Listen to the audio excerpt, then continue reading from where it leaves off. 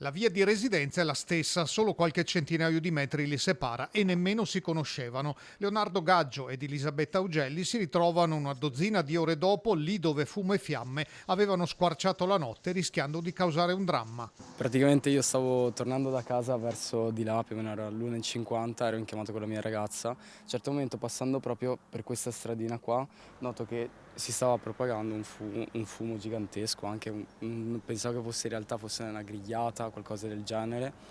Arrivo un po' più avanti, giusto proprio là, e vedo la signora che stava gridando aiuto senza voce, quindi ho preso immediatamente, sono corso, sono arrivato qua. Ho cercato di dire in tutti i modi al signore di uscire alla finestra, abbiamo preso il cane, l'abbiamo portato fuori, abbiamo portato fuori anche il signore e poi dopo da là ci siamo spostati verso di là e abbiamo chiamato il 115.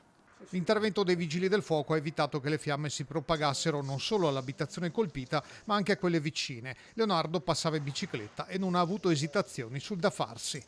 Hai avuto paura o hai agito proprio distinto? Distinto, distinto. Paura per queste cose non serve la paura, bisogna agire e basta. Le fiamme sono state spente nel cuore di una notte che per tutti è stata molto corta. Quindi poi a che ora sei andato a dormire, se sei riuscito a dormire?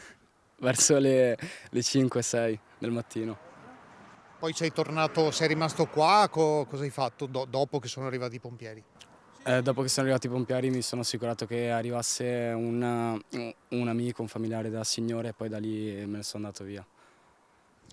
La signora ti considera un angelo custode. Sì.